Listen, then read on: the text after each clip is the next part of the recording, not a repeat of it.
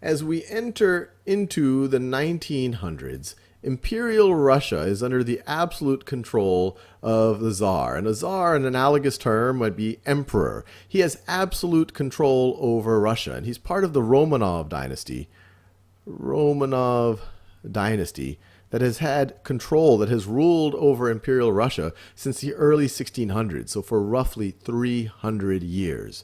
But as we see from the late 1800s through the early 1900s, really over the course of Tsar Nicholas II's rule, you see ever-increasing tensions between the ruling class, between the royalty and the aristocracy, and the labor class, sometimes called, referring themselves as the proletariat. The proletariat comes from, in Roman society, it was the lowest class, the people who are kind of doing the labor in Roman society, but they proudly referred to themselves as the proletariat. And as we'll see, the revolution that occurs in 1917, that's really the culmination of the struggle between the laborers, the ones that are working under ever increasingly harsh conditions in factories, in urban centers, or the ones that are working in the fields, and the ruling class.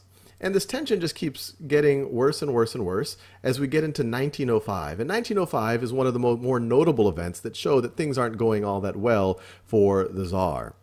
In January of that year, you have an Orthodox priest leading a strike, leading a protest, trying to get, this is in St. Petersburg, trying to march to the Tsar's palace. And it's an unarmed, it's a peaceful protest, but they want to be heard. They want to explain to the Tsar how hard the working conditions are for laborers in Imperial Russia.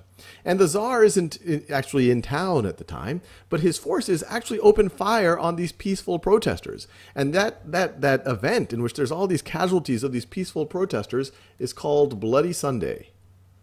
And this was in January. Bloody Sunday, which is in January of 1905. And this sparks an attempted revolution where people who are sympathetic to those protesters, they start taking to the street throughout Russia.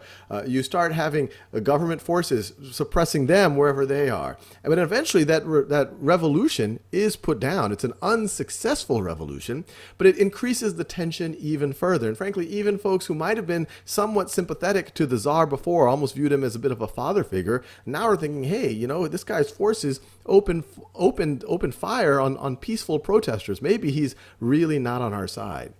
And those tensions continue to increase as we go all the way into 1914, which we've seen in other videos is the start of World War I.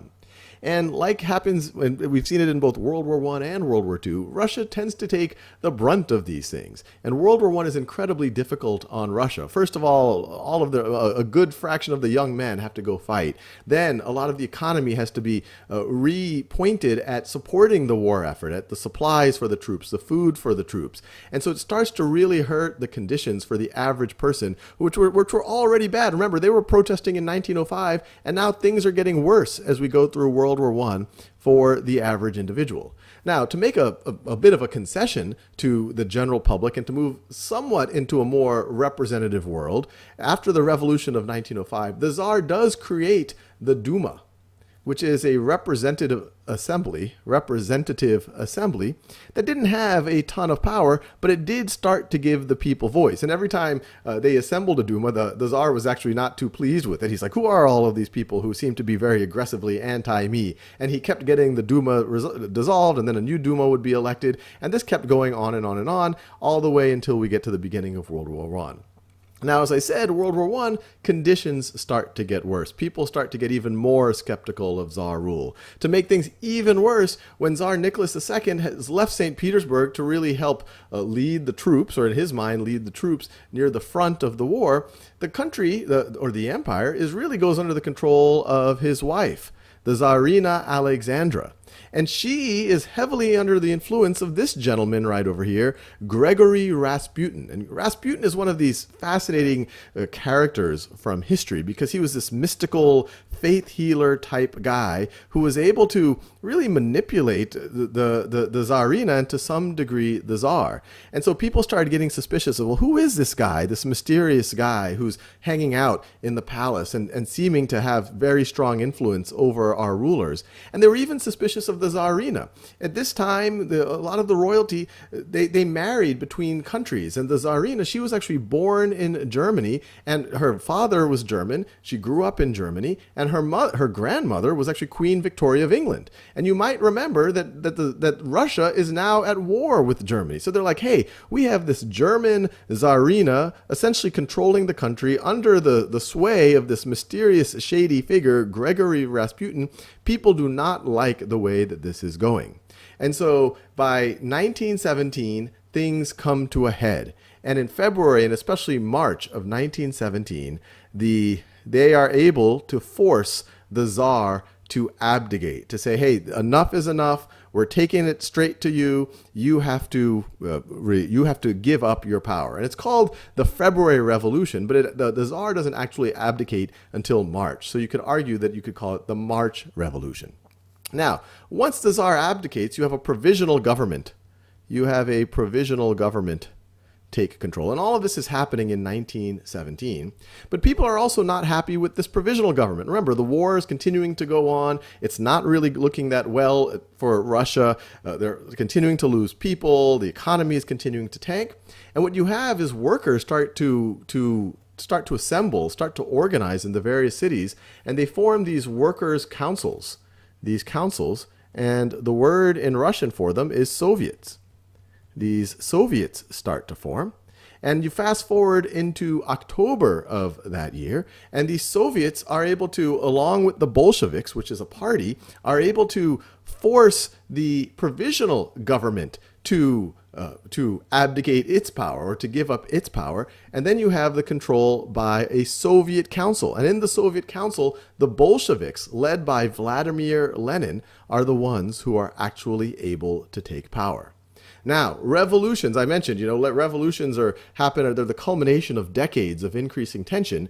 And as we've seen multiple times in history, revolutions are not clean things. It's not like the Tsar abdicates or the government abdicates and another government takes over and then everyone's all nice. The Bolshevik Revolution, which now has this Council of Soviets, where the Bolsheviks are in control, led by Vladimir Lenin, you can imagine the people who are loyal to the king, the monarchists, they're not happy. You can imagine people who are more aligned with capitalist models of government, because the Soviets and the Bolsheviks, they're strongly socialist. They're followers of Marx. They imagine an ideal state that has very limited private property rights, and on and on and on. And so this sparks the Russian Civil War, which lasts from 1917 to 1922. And like most civil wars, it is incredibly bloody. You have 2 to 3 million casualties. 2 to 3 million casualties as part of that civil war. And casualties, those could be deaths, those could be injuries. But in the end, the Bolshevik Red Army is victorious. And sometimes that civil war is viewed as a conflict between the Red Army of the Bolsheviks, the one that favored socialism, extreme socialism, communism really, and the White Army, the army that was either on the side of the monarchists or they're more capitalist, but they're definitely against the Red Army. And there's also another group, the Green Army, which is, not aligned with either one of them. So let me write this down. It's really, the Civil War is Red Army versus White Army versus White Army, and then there's even the notion of a Green Army, which is not aligned with either of these, versus the Green Army. And this continues all the way through 1922 until the Red Army is able to be victorious. And that's really the official start of the Soviet Union in 1922. And Lenin is the first premier of the Soviet Union. So he is the premier of the Soviet Union, but he does not last long. He eventually dies from natural causes a few years later in 1924, where he is followed by Stalin. And you might be asking, well, what happened to the Tsar and his family after they abdicated? Well, it's not that great of an outcome, and it's at least for them. And it's one of these famous things in history where his entire family his entire family actually gets executed the summer after he abdicates. And so this was an entire family. Every member of his family was executed. There were some theories that his daughter right over here, Anastasia, might have actually escaped, but it was later conclusively proven that she too was also executed. So you see that right over here, the Tsar abdicating in 1917, and then the next summer his entire family is actually executed. So it's a bloody beginning, it's a bloody period, but this is kind of what happens when you have significant revolutions.